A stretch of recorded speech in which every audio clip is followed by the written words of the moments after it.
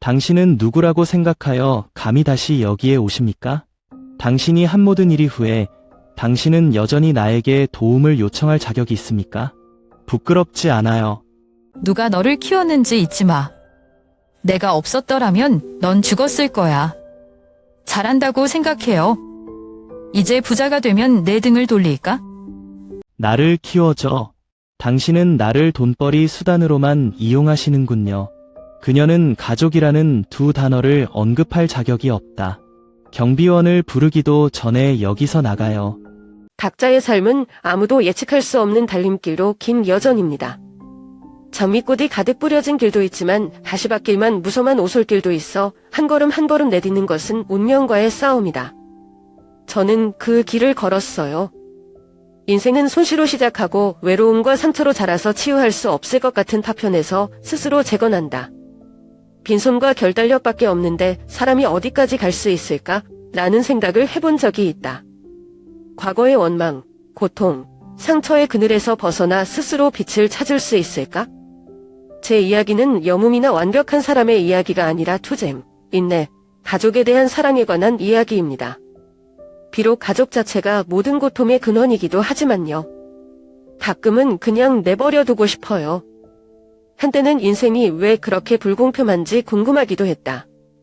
하지만 그럴 때마다 저는 제 인생에서 가장 중요한 사람들을 생각합니다. 어떤 대가를 치르더라도 보호하고 싶은 사람들 말입니다. 차근차근 저는 역경뿐만 아니라 제 자신과 싸웠습니다. 실수들, 깨진 꿈들, 그리고 사랑하는 사람들에게 배신당했을 때 모두 저에게 한 가지를 가르쳐 주었습니다. 포기하지 않으면 아무것도 불가능하지 않다는 것을요. 하지만 내가 과거를 버릴 수 있을까? 나를 상처 입힌 사람들을 정말 용서할 수 있을까? 아니면 내면에 타오르는 아픔을 감추기 위한 가식적인 은폐일 뿐일까? 그 질문은 항상 나에게 달라붙어 앞길에 대해 끊임없이 생각하게 만들었다.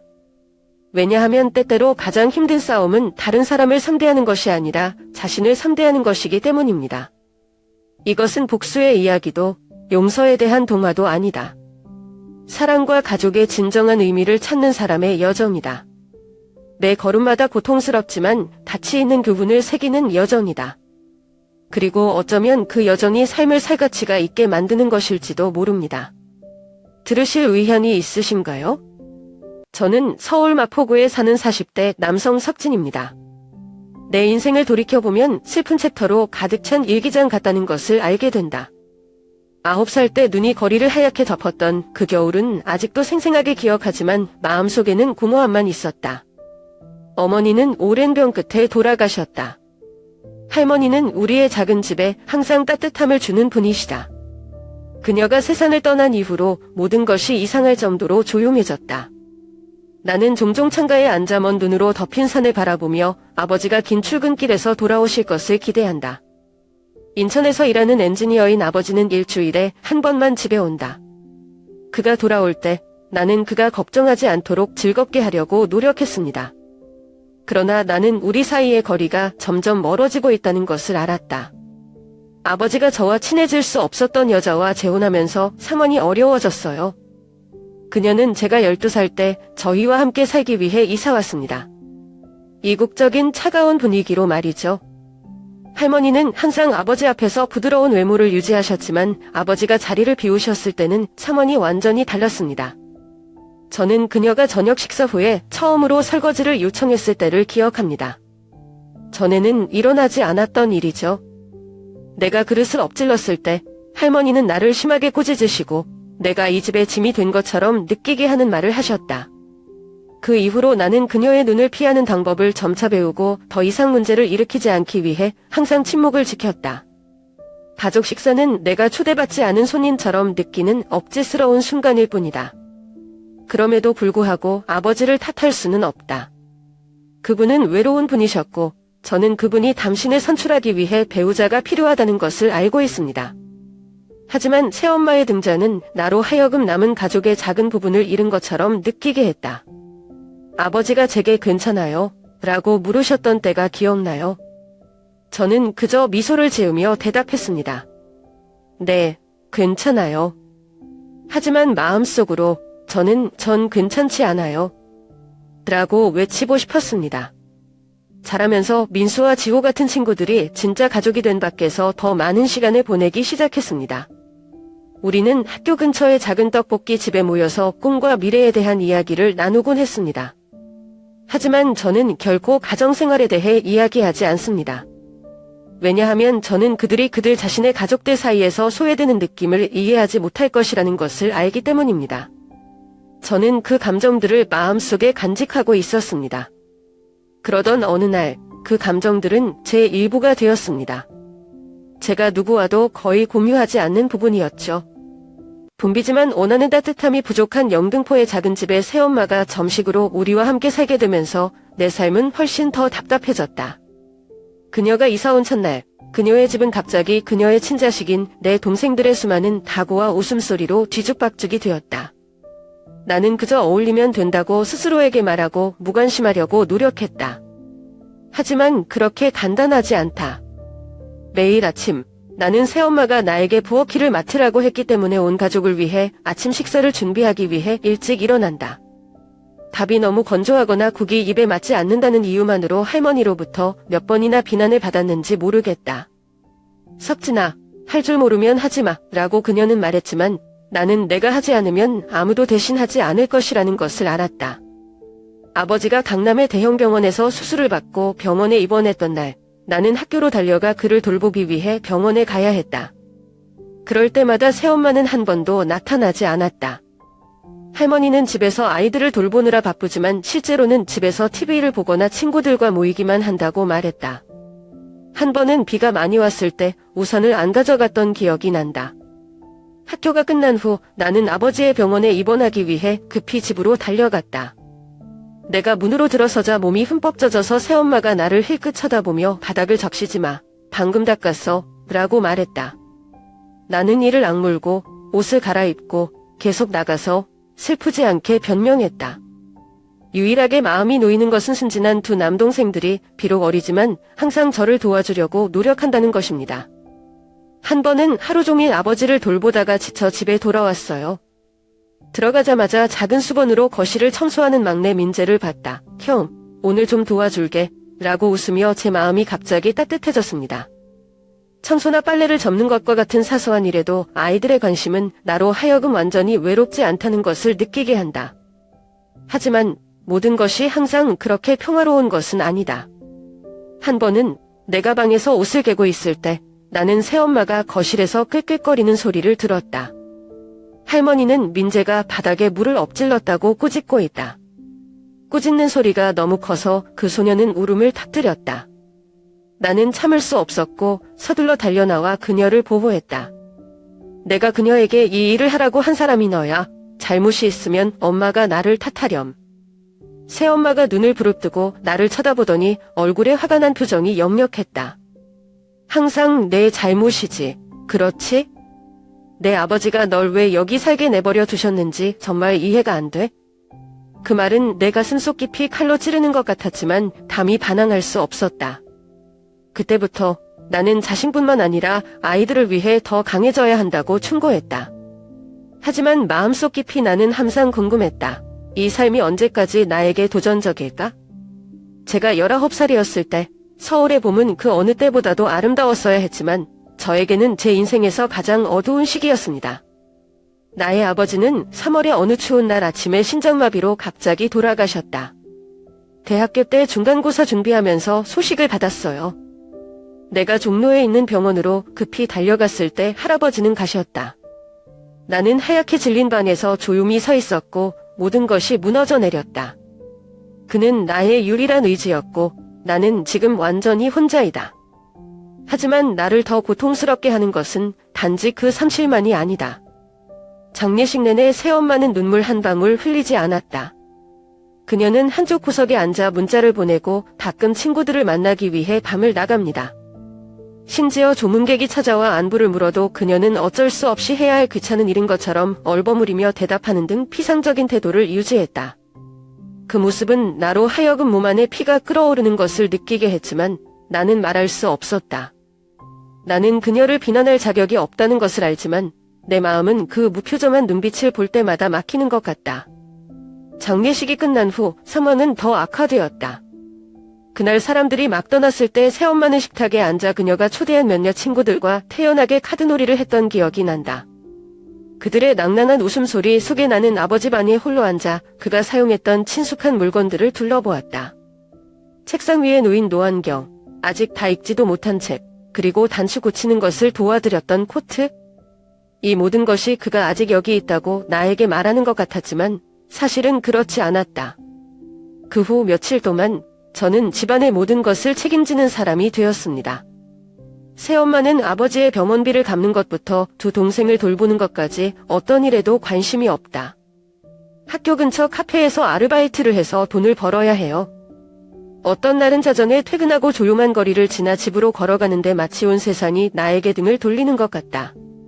그러나 바로 그 순간 나는 무너질 수 없다고 스스로에게 말했다. 저는 의지할 아버지가 없고 새어머니는 저를 가족의 일부로 생각해 본 적이 없습니다.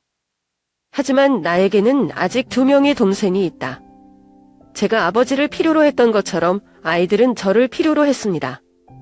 한 번은 책상에 앉아 피곤한 나를 보고 민재가 따뜻한 물 한 잔을 가져다 주며 형, 걱정 마. 내가 빨리 커서 도와줄게 라고 말했다. 그 간단한 말에 나는 눈물을 참을 수 없었다.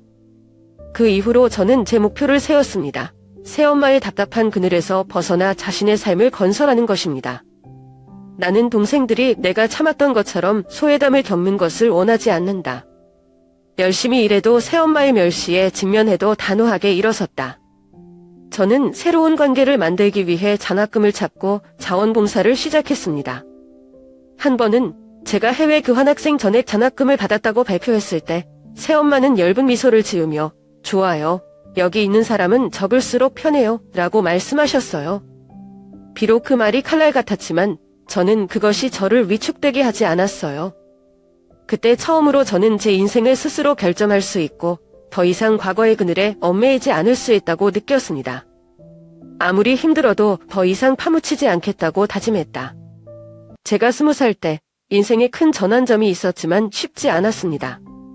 아버지가 돌아가신 후 새엄마는 이 집에서 먹고 사는 어른을 키울 수 없다. 고 분명히 선언했다. 대학에 가고 싶으면 알아서 해? 그 말이 찬물을 끼얹는 듯 내 얼굴에 와닿았다. 이런 일이 일어날 것을 예상했음에도 불구하고 저는 여전히 매우 상심했습니다. 그녀는 학비 지원을 거절했을 뿐만 아니라 제가 대학에 갈 생각도 버리고 아버지와 같은 평범한 노동 직업을 찾아야 한다고 암시했다. 그러나 나는 그 말이 나를 때려눕히도록 내버려 두지 않았다. 나는 포기하면 나의 이전의 모든 노력이 수포로 돌아갈 것을 안다. 당시 홍대의 작은 민박집에 살고 있었는데 그곳은 창문만 열면 거리 예술가들로부터 음악소리가 들려오는 곳이었다. 아침에는 무교 도서관에서 시간을 보낸다. 오후와 저녁에는 신촌역 근처 치킨집에서 웨이트리스로 일한다. 늦게 퇴근하는 날도 있고 손발이 녹초가 되어 숯불 냄새에 매달려 있지만 여전히 복습을 위해 책을 들고 있다. 초겨울 쌀쌀한 아침에 대학 입학 시험을 기억합니다. 제가 시험장을 나올 때 나뭇잎이 벗겨진 나뭇가지 사이로 살짝 비치는 햇빛을 보고 저는 스스로에게 말했습니다. 결과가 어떻든 나는 최선을 다했다. 그리고 저는 제가 꿈만 꿀 수 있다고 생각했던 서울의 한영문 대학으로부터 입학 편지를 받았습니다. 산터투성이의 세월이 지난 후 스스로 약간의 보람과 약간의 자부심을 느끼는 날이었다. 그러나 그 기쁨은 가족 누구에게도 공유되지 않습니다. 내가 집에 가서 소식을 전했을 때 새엄마는 대학이요.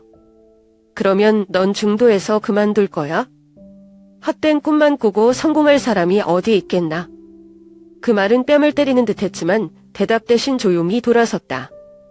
저는 그녀와 논쟁하는 것이 제가 스스로에게 필요한 시간과 에너지를 더 많이 소모할 뿐이라는 것을 깨달았습니다. 그러나 영원히 기억되는 순간이 있었다. 그날 저녁 방에서 빨래를 개고 있을 때 막내 동생 민재가 작은 조미를 손에 들고 몰래 뛰어들어왔다. 소녀는 조용히 말했다. 형, 엄마가 당신을 나쁘게 말하는 것을 들었지만 슬퍼하지 마세요. 잘했어. 잘할 수 있어. 제가 조미를 펼쳤는데 그의 낙서에는 힘내요. 형, 이라는 단순하면서도 의미심장한 글씨가 적혀 있었습니다. 민재를 안고 있으면 답답한 이 분위기 속에서 조금 힘을 얻는 것 같아요. 그때부터 나는 나와 아이들의 삶을 바꿔야 한다고 결심했다. 저녁 과외부터 주말 전단 살포까지 더 많은 직업을 얻기 시작했다. 빡빡한 일정에도 불구하고 나는 여전히 좋은 학교 성적을 유지하고 있다. 무시당하고 무너지는 것이 아니라 오히려 나를 더 열심히 하는 원동력이 되었다. 한 번은 학교에 첫 학기 등록금을 보냈을 때 재무부로부터 우리는 이미 당신의 지불을 받았습니다. 성공적인 학기를 기원합니다. 이 간단한 메시지는 제게 모든 노력이 헛되지 않았다는 신호였습니다. 저는 새엄마나 다른 사람의 인정은 필요 없어요. 중요한 것은 그들뿐만 아니라 나 자신과 두 동생을 위해 내 가치를 점차적으로 증명하고 있다는 것이다. 그 당시 삶은 매우 어려웠지만 내가 보낸 매 순간이 나를 더 나은 미래로 이끌고 있다는 것을 알았다. 그리고 나는 새어머니의 경멸을 포함한 그 누구도 그 길에서 나를 막지 못하게 할 것이다. 21세 때 대학을 중퇴한 뒤 인생은 탈출구 없는 소용돌이에 빠졌다. 나는 더 이상 학비를 지불할 여유가 없었고 돈에 대한 부담이 점점 더 무거워졌다. 어쩔 수 없이 구로 지역 인근 공사장에서 건설 노동자로 일하고 싶다. 인생에서 처음으로 진짜 가혹함을 느낀 직업이었다. 공사 현장은 먼지와 소음으로 가득 차 있었습니다. 매일 새벽 5시부터 매니저의 외침으로 시작했죠. 빨리, 시간이 없어. 제 손은 수십 킬로그램의 시멘트 봉투를 메고 있었기 때문에 굳어졌습니다. 처음 며칠 동안은 몸이 일의 속도에 익숙하지 않을 때 하루의 끝에 쓰러지곤 했는데 아무것도 하지 않고 그냥 누워있고 싶을 정도로 온몸이 아팠다. 하지만 저는 쉴 권리가 없다는 것을 알아요. 처음 몇 달 동안은 중학교 때부터 알고 지낸 친한 친구 지훈의 도움으로 살아간다. 지훈은 인천교외의 작은 자취방에 산다. 그 방은 한 사람만 수용할 수 있었지만 그는 여전히 나에게 그의 작은 침대를 양보하고 바닥에서 스스로 잤다. 석진아, 많이 생각하지 마. 내가 포기하지 않으면 돼. 라고 지훈이 말하자 그 말은 내 어두운 날의 유일한 빛과도 같았다. 하지만 모든 것이 항상 순조로운 것은 아니다. 한 번은 공사 중인 건물 3층에서 작업을 하다가 실수로 미끄러져 넘어질 뻔했다.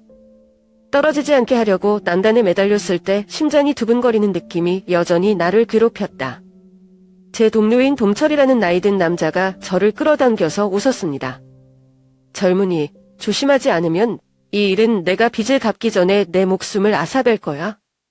그 말은 나로 하여금 이 가혹한 삶 속에서 자신의 취약섬을 깨닫게 해주었습니다. 지훈의 하숙집으로 돌아오는 밤도 있었고 매일 근무 후 모아둔 잔돈 가방을 보며 눈물을 참을 수 없었다. 여러 번 피곤하고 무기력한 느낌이 나로 하여금 모두 포기하고 싶게 했다. 하지만 그럴 때마다 어렸을 때 나를 돌보기 위해 쉬지 않고 일했던 옛날 아버지의 모습이 떠오른다. 나는 스스로에게 말했다. 아버지가 할 수 있다면 나도 할 수 있어야 한다. 어느 날 나는 직업 기술을 더 배우고 싶어하는 젊은 근로자들을 위한 무료 저녁 코스에 대해 들었다. 비록 일이 나의 기력을 다했지만 나는 참가 신청을 하기로 결정했다. 처음에 계모는 그 이야기를 알고 비웃었다. 너는 일꾼이니까 그냥 해. 꿈도 꾸지 말고. 그건 내 인생이야. 하지만 전 상관없어요. 내가 아는 것은 오직 지식만이 나를 이 삶에서 벗어나게 할 수 있다는 것이다. 그 과정은 저에게 새로운 기술을 가르쳐 줄 뿐만 아니라 같은 상황에 있는 사람들을 만날 기회도 주었습니다. 한 번은 단 친구인 태용 씨가 우리 모두 싸우고 있어요. 라고 말했다. 하지만 멈추면 모든 것이 즉시 끝날 것이다. 한 발짝만 더 내디디면 상황이 달라질 거야. 그 말은 내가 매일 끈질기게 하는 원동력이 되었다. 건설 노동자로 일하던 시절은 육체적인 도전의 시간일 뿐만 아니라 내가 아무리 힘들어도 끊임없이 노력한다면 탈출구를 찾을 수 있다는 것을 배울 때였다.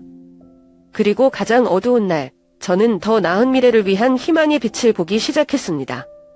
모든 일은 어느 무더운 여름 저녁, 제가 막 공사장에서 퇴근하고 계모와 제 동생들이 살고 있는 영등포에 있는 작은 집으로 돌아왔을 때 일어났습니다. 그 전에는 싼 하숙집을 전전했지만 매달 적지 않은 액수의 돈을 두 남동생의 학비와 생활비를 지원해주고 있다. 저는 새엄마가 저를 신경 쓰지 않더라도 제가 무고한 두 동생에 대한 책임을 다해야 한다고 생각해요. 하지만 알고 보니 나의 신뢰는 배신당했다. 그날 동생들을 만나러 집에 갔을 때 나는 새엄마가 가방과 장신구, 값비싼 물건들과 함께 거실 한가운데 앉아있는 것을 보았다. 그것들은 나를 놀라게 했다. 왜냐하면 내가 보낸 돈이 그것들을 살 만큼 충분하지 않았기 때문이다. 예감이 안 맞는 게 있다면서 민재와 동현이의 학비를 내려고 내가 보낸 돈은 어디 있느냐고 물었다. 새엄마는 고개를 들고 불쾌감을 표시했다. 그래도 나는 그들을 걱정한다. 하지만 너의 돈도 충분하지 않아. 나는 삶을 꾸려나가기 위해 더 써야 해. 그 말은 내 마음을 칼로 찌르는 것과 같다. 나는 열심히 일했고 심지어 금식해야 돈을 보낼 수 있었는데 그녀는 그것을 개인적인 용도로 태연하게 사용했다. 더 이상 참을 수 없어 큰 소리로 물었다. 내가 그 돈을 벌기 위해 얼마나 힘들게 일했는지 알아요? 이런 쓸데없는 물건을 사기 위해서가 아니라 동생들을 위해 쓰일 거라고 믿어서 돈을 보는 거예요. 하지만 새엄마는 미안한 대신 벌떡 일어나 내 얼굴을 때렸다. 이놈아. 넌 나한테 아무것도 요구할 권리가 없어. 내가 아니었다면 넌 굶어 죽었을 거야. 넌 그냥 콩깍지야. 내가 고상하다고 생각하지 마. 그때 내 안에 쌓였던 모든 억울함이 폭발하는 것 같았다.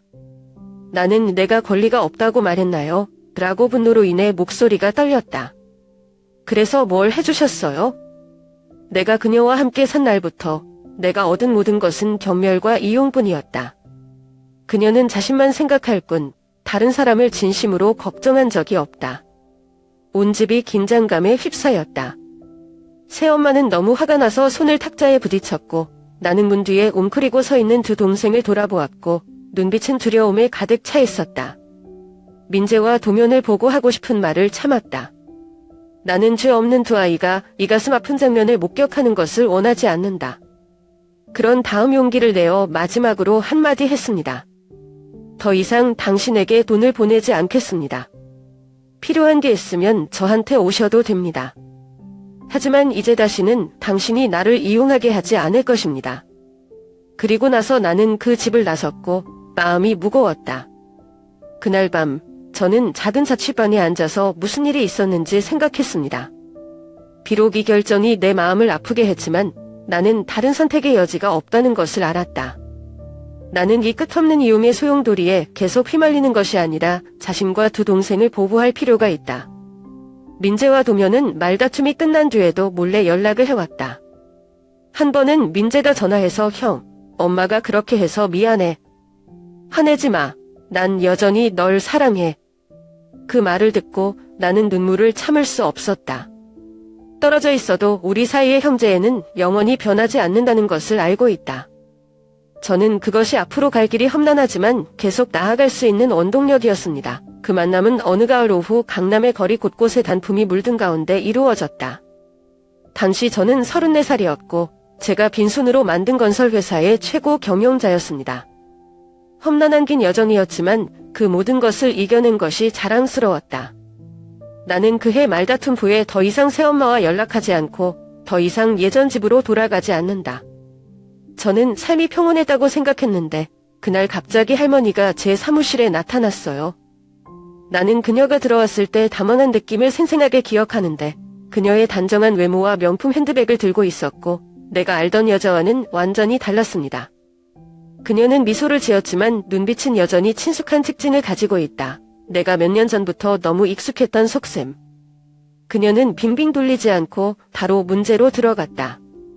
석진아, 내가 지금 부자라고 들었어. 저도 좀 어려운데 돈 좀 도와주시겠어요? 나는 순간 마음이 얼어붙는 것 같았다.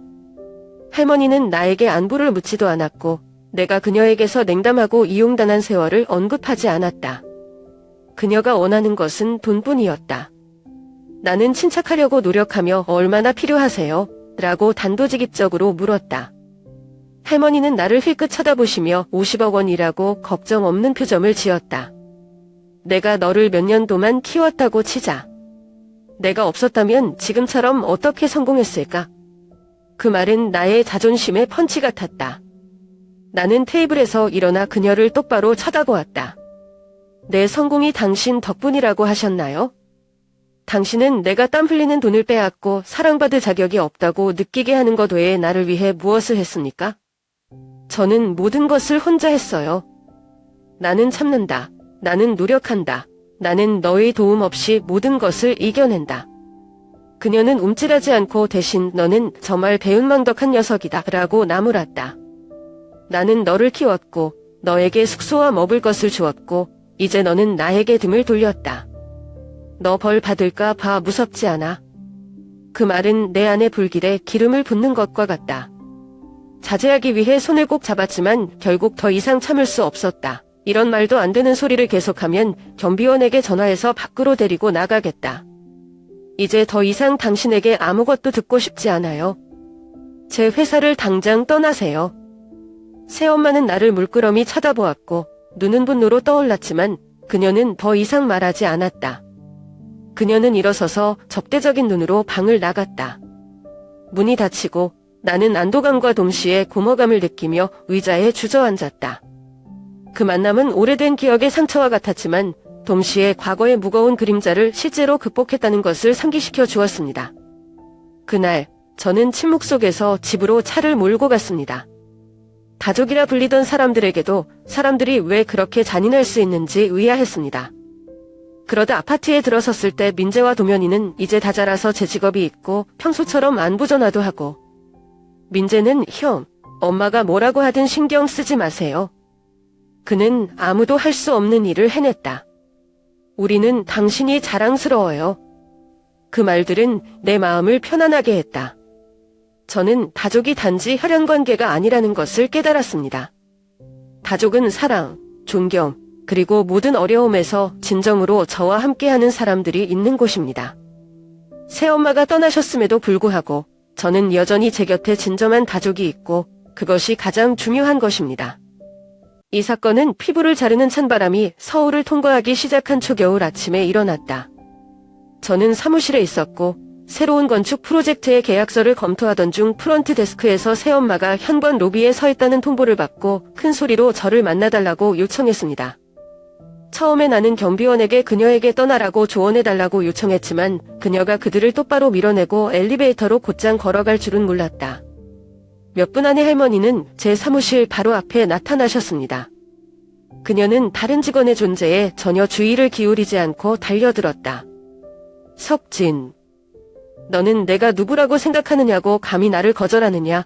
그 돈은 내가 너를 몇 년 동안 돌본 후에 내가 지불해야 할 대가야. 그녀는 분노로 얼굴이 붉게 상기되어 소리쳤다. 저는 침착하려고 노력했고 할머니에게 앉아서 이야기하라고 했지만 할머니는 끊임없이 소리를 질렀습니다. 그녀가 나를 겨냥한 모욕과 비난은 나를 불쾌하게 할 뿐만 아니라 사무실 전체를 답답한 분위기에 휩싸이게 했다. 내가 돈을 주길 거부하자 그녀는 책상으로 다가가서 책상 위의 모든 서류를 바닥에 털었다. 내가 잘한다고 생각해. 넌 불효자야. 넌 고개를 들고 이렇게 살 권리가 없어. 그녀는 비명을 지르며 문 밖에 서 있는 모든 사람들을 걱정스럽게 바라보게 했다. 더 이상 참을 수가 없어요. 나는 일어서서 한 글자 한 글자 분명하게 말했다. 그녀는 이런 말을 할 자격이 없다. 그녀는 수년 동안 나를 이용하는 것 외에는 아무것도 하지 않았다. 계속 말썽을 피우면 가만두지 않을 거야? 하지만 그녀는 멈추는 대신 계속 꾸짖었고 심지어 나에게 달려들려고 했다. 몸부림치는 동안 나는 침착함을 잃고 그녀를 밀어냈다. 시끄러운 소리가 모든 것을 혼란스럽게 했다. 경비원은 서둘러 달려가 그녀를 붙잡으려고 했지만 그녀는 더 크게 소리쳤고 사람들 앞에서 저를 비방하기까지 했습니다. 봐, 내가 이렇게 배은망덕한 놈을 키웠어. 봐라, 내가 고소한다. 나는 모든 것이 도를 넘었다는 것을 알고 경비원에게 경찰을 부르라고 명령했다. 경찰이 도착했을 때 그녀는 끊임없이 소리를 지르며 나에게 돈을 요구했습니다. 저는 그들에게 상황을 설명하려고 노력했고 그녀가 이전에 돈을 요구했던 때에 대한 증거와 회사 직원들로부터의 증언을 제공하려고 노력했습니다. 결국 경찰은 법적 절차에 따라 그녀를 데려가 처리하기로 결정했다. 그녀가 회사에서 쫓겨났을 때 나는 큰 유리창 앞에 서서 그녀의 모습이 사라지는 것을 지켜보았다. 그 당시 내 감정은 표현하기 어려웠습니다. 흐뭇하거나 안도하는 것이 아니라 깊은 슬픔이었습니다. 그녀가 나를 어떻게 대하든 나는 결코 모든 것이 이런 식으로 끝나기를 원하지 않았다. 하지만 저는 이것이 제가 견딜 수 있는 마지막 한계라는 것을 이해했습니다. 할머니는 내가 더 이상 양보할 수 없는 지점으로 나를 밀어붙였다. 그 사건 이후 그녀는 더 이상 나에게 연락하지 않았다. 비록 전 이웃으로부터 할머니가 그들의 도움을 받아 살고 있다는 소식을 몇 번 들었지만 저는 더 이상 관계를 재개할 의사가 없습니다. 나는 그녀를 미워하지 않지만 그녀가 지난 몇 년 동안 다졌던 상처를 용서할 수 없다. 다시 생각할 때마다 가끔 해로운 관계를 끊는 것이 양측을 해방시키는 방법이라고 스스로에게만 말한다. 나와 새어머니의 관계는 이제 기억일 뿐이다. 슬픈 기억이지만 내 인생에서 큰 교훈이다. 그 이후로 저는 제 동생들, 친한 친구들, 그리고 오랜 시간 함께해준 동료들과 같이 저를 진정으로 사랑하고 지지해주는 사람들을 더욱 소중히 여겼습니다. 38세 초겨울 어느 날, 사무실에서 중요한 프로젝트에 대해 경영진들과 회의를 하고 있을 때, 저는 프런트 데스크에서 한 나이 든 여성이 저를 기다리고 있다는 전화를 받았습니다. 처음에는 방해받고 싶지 않았기 때문에 거절하려 했지만, 그들이 그녀의 이름을 언급하자 깜짝 놀랐다.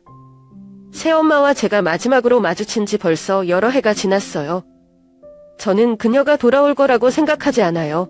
특히 이런 상황에서요. 나는 호기심도 있고 경계심도 있는 로비로 내려갔다. 나는 할머니를 보자 놀라움을 금치 못했다. 내 앞에 서 있는 여자는 더 이상 예전처럼 세련되고 거만해 보이지 않는다. 그녀는 팔에 희미한 멍이 든 채 야위고 수척해 보였다. 그녀의 눈빛은 아직 조금 차가웠지만 이제는 더 무섭고 무기력해 보였다. 그녀는 조용히 말했다. 석진아, 너를 만나야 해. 우리는 회사 근처의 작은 카페 구석으로 이사했다. 제가 침묵을 지키는 동안 그녀는 제 삶에 대해 이야기하기 시작했습니다. 지난번 내가 거절한 후 그녀는 새로운 삶을 찾으려고 노력했다고 그녀는 말했다. 그녀는 한 남자를 만났고 그가 행복을 가져다 줄 것이라고 생각했지만 모든 것이 악몽이었음이 밝혀졌다. 그는 육체적으로나 정신적으로 할머니를 폭행했다. 그녀의 손에 난 상처는 그것을 분명히 증명한다. 그녀는 떨리는 목소리로 말했다. 나는 갈 곳이 없고 의지할 사람도 없다. 내가 전에 너한테 잘못한 거 알아. 하지만 이번에는 정말 도움이 필요해. 그 말을 들으니 마음이 탁 풀렸다. 비록 그녀가 나에게 준 상처는 지울 수 없지만 나는 그녀가 정말 힘들다는 것을 부인할 수 없다.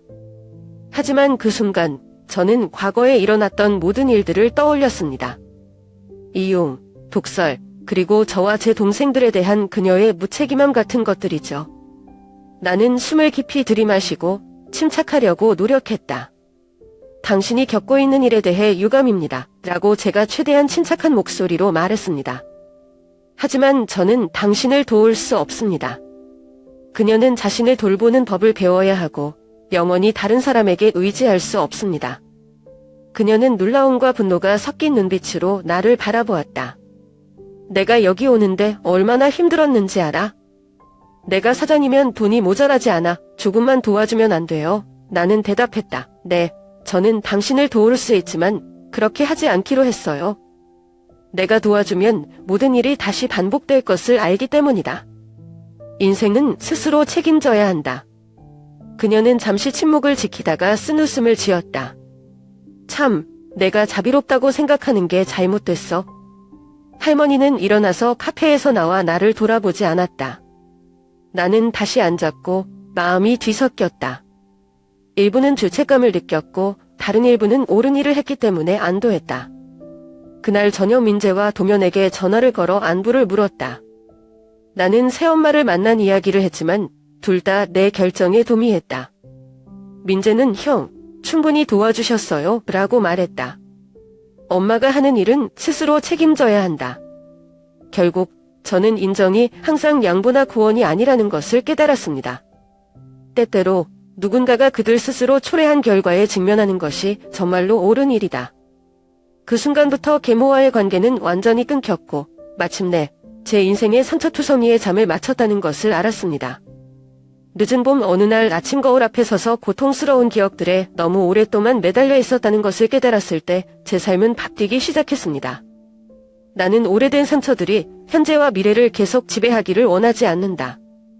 돌이켜보면 지난 몇 년 동안 저는 증오와 원망 속에 너무 많은 에너지를 쏟았다는 것을 알 수 있습니다.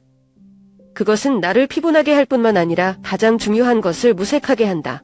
나를 믿고 사랑해주던 두 남동생 민재와 도면. 나는 나 자신뿐만 아니라 아이들을 위해 바꾸기로 결정했다. 저는 그들이 의지할 수 있는 사람이 되고 싶었습니다. 단지 형으로서만이 아니라 아버지로서요. 아버지가 남겨주신 역할로서요. 그 이후로 나는 너희 둘과 더 많은 시간을 보내기 시작했다. 주말에는 민재가 매운 떡볶이를 좋아하고 도면이는 불고기를 좋아하는 이태원의 작은 음식점에서 자주 만난다. 그 간단한 대화들은 우리가 서로를 더 잘 이해하도록 도와준다. 어느 여름날 저녁 민재가 저에게 전화를 걸었을 때 떨리는 목소리로 형, 대학 계속 다녀야 할지 모르겠어요. 남들처럼 잘하지 못하는 것 같아요. 나는 즉시 신촌에 있는 그녀의 기숙사로 차를 몰고 가서 붐비는 거리를 산책시켰다. 저는 민재야. 나도 내가 충분히 좋지 않다고 생각했었어. 하지만 알다시피 끈기는 재능보다 훨씬 더 중요하다. 노력하면 이겨낼 거야. 제 말은 간단해 보이지만 저는 당신의 눈빛이 밝아지는 것을 봅니다. 얼마 후 일본에서 교환 프로그램을 위한 전액 장학금을 받았다고 발표했습니다. 막내 도면 씨는 또 다른 이야기다. 그녀는 항상 강한 척하지만 나는 그녀가 남겨지는 것에 대한 두려움을 가지고 있다는 것을 안다. 한 번은 한밤중에 문자를 보냈어요. 형, 당신이 세운 경력을 물려받을 만큼 자신이 서툴다고 느껴요. 다음날 아침에 그녀를 만나서 우리 회사가 건설하고 있는 공사 현장으로 데려갔다. 나는 열심히 일하는 근로자들을 가리키며 말했다. 내가 당신에게서 어떤 것도 물려받아야 한다고 생각하지 마세요. 내가 좋아하는 걸 찾아서 그냥 솔직하게 살면 돼. 내가 항상 널 도우러 여기 있을게. 차츰 도면 씨가 자신감을 갖게 되었고 나중에 홍대에 작은 커피숍을 열기로 결심했습니다. 오랫동안 꿈꿔왔던 거죠. 사랑과 관심이 가장 깊은 상처를 치유하는 힘이 있다는 것을 깨달았다. 두 동생을 돕는 것은 내 인생의 큰 책임일 뿐만 아니라 큰 행복이다. 그들이 웃는 것을 볼 때마다 나는 그들이 어렸을 때 겪었던 손실을 어느 정도 만회하고 있는 것 같다. 잊을 수 없는 사건은 우리 세 형제가 행복하지 않은 세월을 보낸 영등포 옛집에 돌아온 것이다. 집은 이미 낡았고 벽은 벗겨지고 창문은 먼지가 뿌옇다. 민재는 형, 이곳은 한때 슬픈 기억의 일부였지만 지금은 과거일 뿐이라고 생각한다. 우리의 미래가 더 중요해. 나는 미소를 지으며 고개를 끄덕였다. 세 형제 모두 우리가 모두 이겨냈음을 일깨워주기 위해 집 앞에서 사진을 찍기로 했다. 민재는 유능한 연구원, 도면이는 유명 카페를 운영하며 빈손으로 세운 회사를 계속 운영하고 있다. 우리는 많지는 않지만 한 가지 확실한 것은 형제에는 비할 데 없는 재산이라는 것이다. 저는 아이들의 대리인일 뿐만 아니라 더 나은 삶을 만드는 여정의 동반자이기도 합니다. 제가 이 모든 것을 통해 배운 가장 중요한 것은 가족이 항상 완벽한 것은 아니지만 사랑과 마음이 있다면 가족은 모든 상처를 치유하고 삶의 진정한 의미를 부여할 수 있다는 것입니다. 어느 겨울 저녁, 하얀 눈을 배경으로 비친 노란 불빛에 서울이 물들어 있을 때 나는 사무실에 홀로 앉아 옛날 가족의 액자 앞에 앉아 있었다. 사원이 바뀌기 전에 저와 제 아버지, 친어머니 둘 다 찍은 유일한 사진입니다. 그 사진을 보면서 나는 의아해 할 수밖에 없었다. 삶이 새엄마를 들어오게 하지 않았다면 지금의 내가 될 수 있을까? 그 질문은 수년 동안 무시하려고 노력했지만 이제 내 마음속에 뚜렷이 떠오른다. 저는 새어머니를 마지막으로 만났을 때가 생각납니다. 서로에 대한 비난, 분노, 상처로 말이죠. 내 마음은 갈등으로 가득 차 있다. 증오는 어릴 때부터 가지고 다녔던 것이지만 이제는 더 이상 어려움을 이겨낼 힘이 아니라 결코 아물지 않는 상처일 뿐이다. 나는 스스로에게 물었다. 정말 용서가 필요한가? 그리고 용서가 어떤 것을 바꿀 수 있을까요? 주말인 어느 날은 원활한 사고가 필요할 때마다 자주 가는 여의도를 산책하기로 했다. 한강변은 썰렁한 기운이 감도는 듯했다. 나는 용서가 일어난 일을 없애기 위한 것이 아니라는 것을 깨달았다.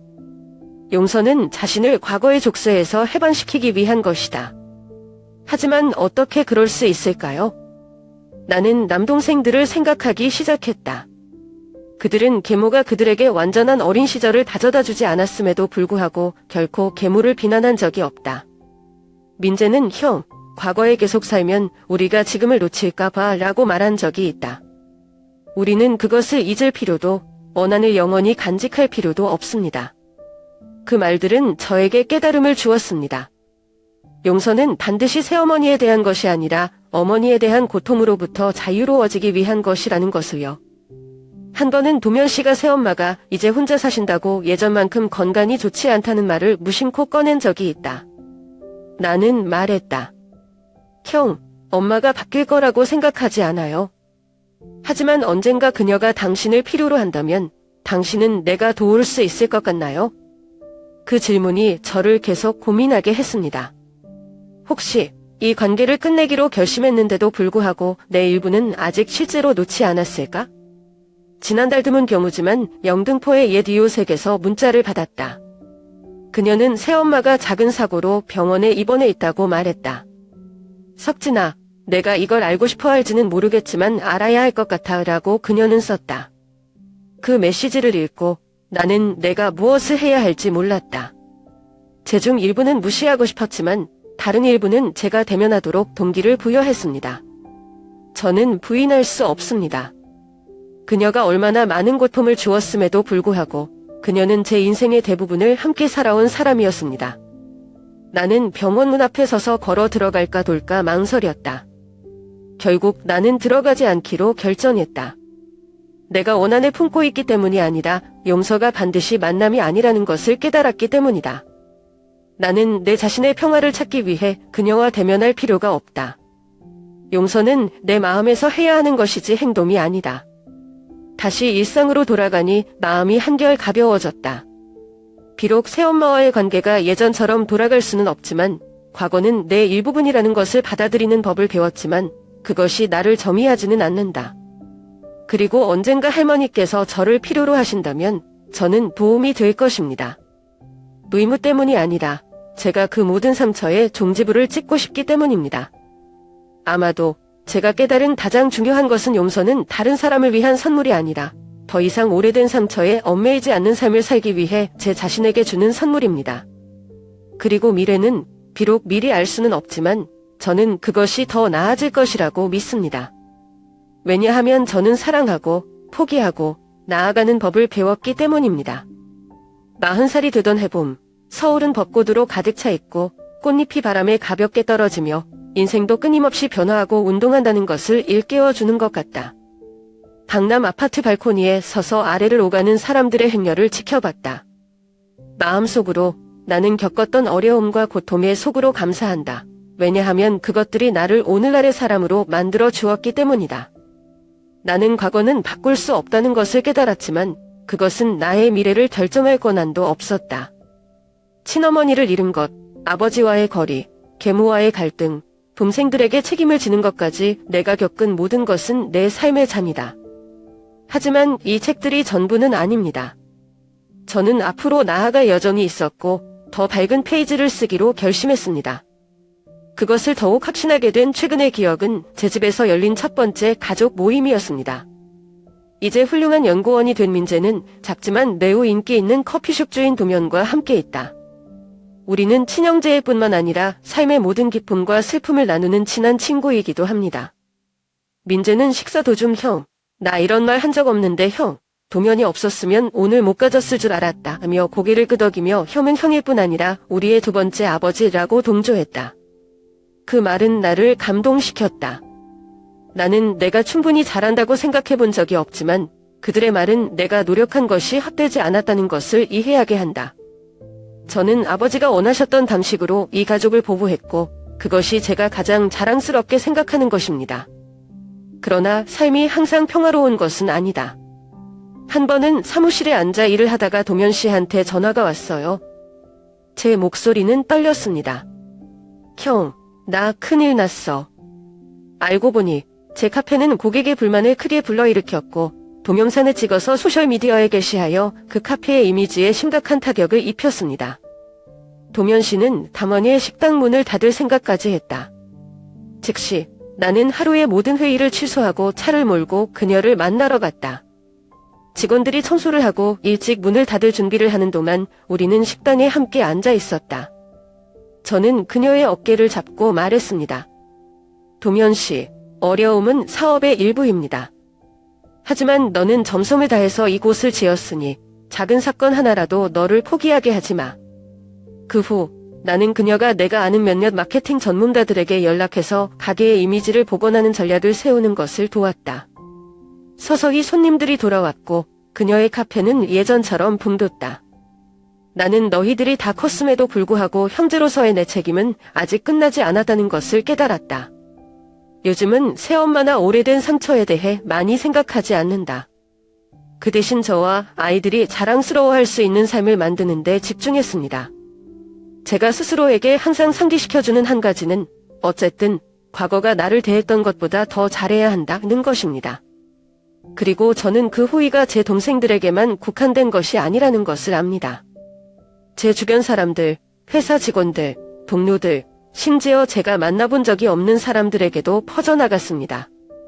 저는 밝은 미래를 건설하기 위해서는 때때로 모든 상처가 즉시 치유되는 것은 아니라는 것을 깨달아야 한다는 것을 배웠습니다. 하지만 가장 중요한 사람들에 대한 결심, 신뢰, 사랑으로 우리는 미완성으로부터 행복한 조각을 만들 수 있습니다. 앞길이 많이 힘들더라도 계속 걸으며 가족을 보호하고 더 의미 있는 삶에 대한 믿음을 지킬 것이다. 어느 늦가을 저녁, 나는 긴 하루의 일을 마치고 집에 돌아왔다. 바람이 강남거리를 휘몰아치며 다가오는 겨울 특유의 쌀쌀함을 선사한다. 나는 발코니에 서서 수천 개의 별처럼 반짝이는 도시의 불빛을 바라보며 내가 겪었던 여점을 되새겼다. 아마도 누군가가 나에게 인생에서 가장 중요한 것이 무엇인지 묻는다면 나는 주저하지 않고 자립심과 가족애라고 대답할 것이다. 저는 모든 것이 저에게 불리했던 그 시절을 회상합니다.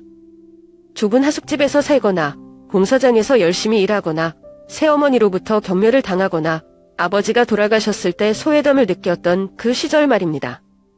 그 기억들은 빠르게 흐르는 강물처럼 나의 모든 노력을 사로잡았다. 하지만 나는 내가 가라앉도록 내버려두지 않았다. 매일 차근차근 일어서서 나 자신과 내 작은 가족을 위한 미래를 건설하는 법을 배웠다. 최근의 한 사건은 나로 하여금 그 교훈을 더욱 깊이 새기게 했다. 바로 지난달 우리 회사가 인천의 한 건설 프로젝트와 관련된 큰 소송에 직면했을 때였습니다. 파트너는 갑자기 철수하여 막대한 손실을 남겼고 프로젝트를 중단시켰다. 언론이 부정적인 뉴스를 보도하기 시작하자 우리 회사의 이미지가 심각하게 손상되었다. 때때로 저는 제가 수년 동안 쌓아왔던 모든 것이 무너질 것이라고 생각합니다. 그 공지에 몰린 민재와 도면을 찾아가 이야기를 나눴다. 둘 다 각자의 삶이 있었음에도 불구하고 그들은 즉시 나를 돕기 위해 모든 것을 제쳐두었습니다. 민재는 연구 지식을 활용해 리스크를 분석하고 실현 가능한 해결책을 제시했고 도면은 법적 지원을 위해 저를 몇 가지 인맥으로 소개했다. 두 동생이 자신을 헌신적으로 돕는 것을 보고 저는 깨달았습니다. 제 자신을 증명하고 싶어서가 아니라 진정으로 서로를 사랑하고 친밀한 가족을 만들기 위해서였습니다. 그 소송은 몇 주간의 긴장 끝에 마침내 잘 해결되었다. 내가 최종 합의서에 서명했을 때 내 마음은 그 어느 때보다 가벼웠다. 그날 밤 우리는 잔잔한 물 위에 반짝이는 불빛이 비치는 한강 근처의 작은 고깃집에서 함께 축하했습니다. 민재는 잔을 들며 형은 그냥 형이 아니라 우리한테 영감을 주는 사람이야 라고 말했다. 당신이 모든 어려움을 극복하는 것을 보며 나는 항상 불가능은 없다고 스스로에게 말합니다. 그 말은 저를 침묵하게 했고 때로는 가족의 사랑과 지지가 가장 큰 힘이라는 것을 깨달았습니다. 그러나 모든 것이 쉬운 것은 아니다. 나는 새엄마가 내 꿈에 가장 최근에 나타났던 때를 아직도 기억한다. 그녀는 아무 말도 하지 않고 멀리서 나를 바라보기만 했고 눈빛은 더 이상 차갑지 않고 피로로 가득 차 보였다. 깨어났을 때 그것이 징조인지 아니면 그저 내 마음이 나를 신문하는 것인지 모르겠다. 하지만 제가 잘 아는 것은 과거가 슬프더라도 저는 더 이상 원망을 영원히 간직하고 싶지 않다는 것입니다. 나는 그녀를 위해서가 아니라 부정적인 감정에 얽매이지 않고 자유로운 삶을 살고 싶었기 때문에 포기했다. 오늘날 저는 굳건히 서 있기 위해 싸웠을 뿐만 아니라 사랑하는 사람들을 항상 지켜주는 사람이라는 것을 자랑스럽게 생각합니다. 내가 걷는 모든 걸음은 끈기와 가족에 대한 사랑을 증명한다. 나는 더 이상 환경의 희생자가 아니라 내 자신의 미래를 설계하는 사람이라고 생각한다. 삶이 아무리 힘들어도 항상 스스로에게 상기시킨다. 믿음, 사랑, 그리고 절대 포기하지 않으면 그 어떤 도전도 극복할 수 없다. 복수를 하든 용서를 하든 내가 하는 일은 단 하나의 목표에서 비롯된다. 가족과 사랑하는 사람들을 보호하는 것이다. 그것이 제 인생에서 가장 큰 의미입니다.